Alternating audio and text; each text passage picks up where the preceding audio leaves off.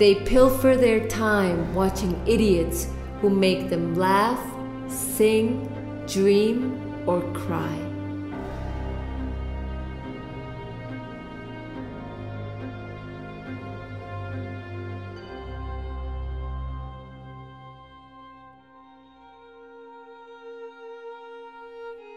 The sports media becomes a channel through which slaves feel the success, failure, effort, and victory they no longer experience in the flesh. They live by proxy in front of the television set.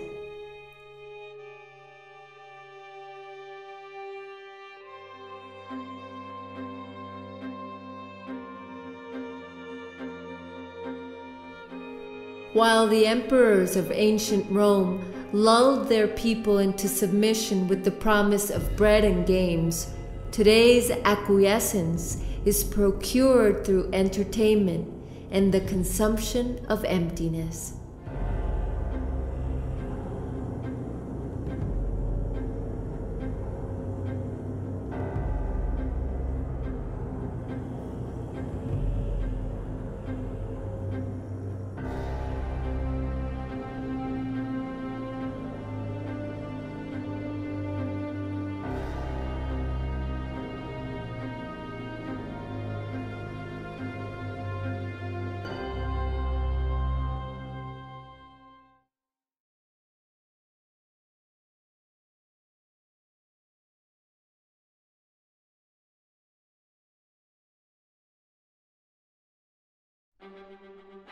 The domination of consciousness is the result of the misuse of language by the social and economic ruling class.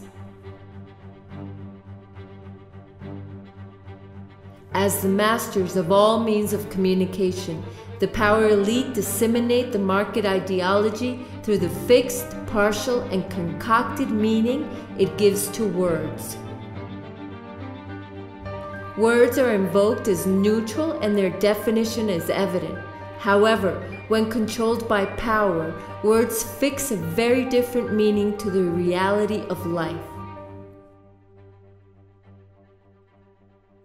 It is primarily a language of resignation and impotence. It is the language of passive acceptance of things as they are and should remain. Words are the lackeys of the dominant system of life. Our use of the power's language condemns us to impotence. The resolution of the language issue is at the core of the struggle for the emancipation of humankind. It is not an additional form of domination, but the heart itself of the totalitarian mercantile system's project to enslave. It is by reappropriating language and thus communication among people that the possibility of radical change arises. In this way, the revolutionary and the poetic converge. In the collective effervescence, the spoken word is reinvented by a myriad of groups.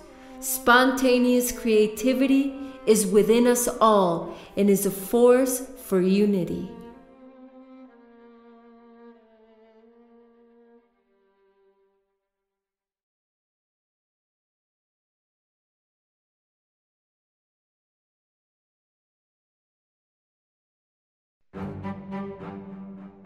Despite his bonds, the modern slave is convinced of his citizenship.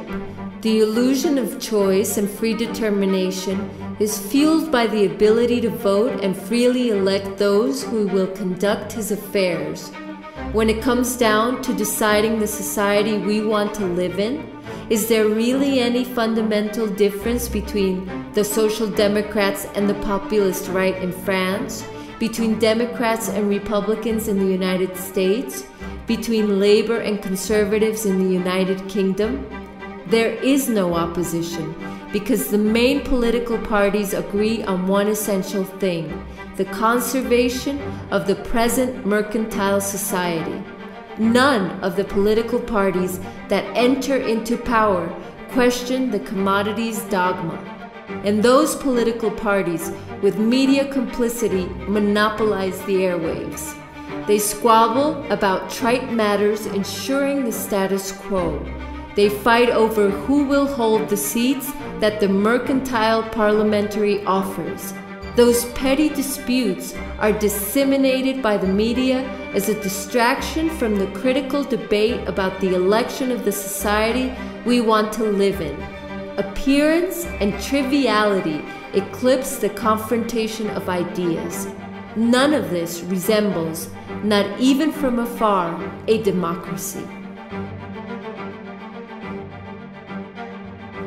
Real democracy is defined, firstly, by the mass participation of citizens in the governance of community affairs.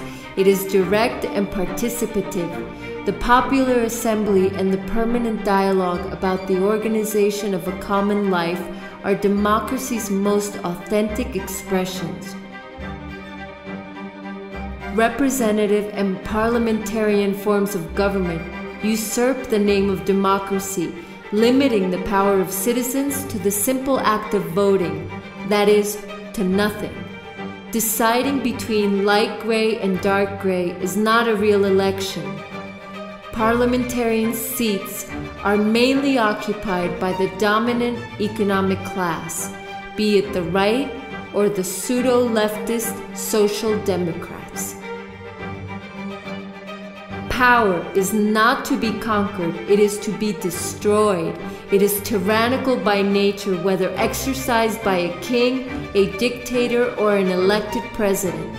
The only difference with a parliamentarian democracy is that the modern slave has the illusion of choosing the master he will obey.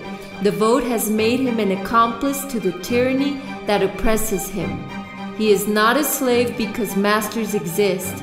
Masters exist because he elects to remain a slave.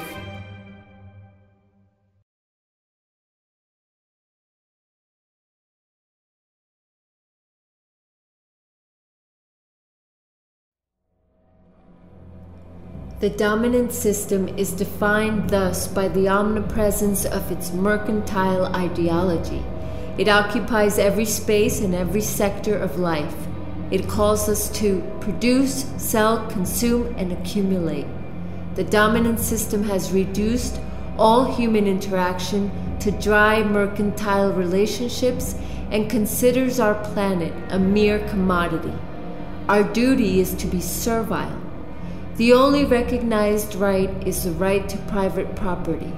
The only God it worships is money. The right to appear is monopolized by those in power. The stage is reserved for the men and speeches that uphold the dominant ideology. Critical thinking is drowned out in a sea of media that determine what is right and what is wrong, what can and cannot be seen.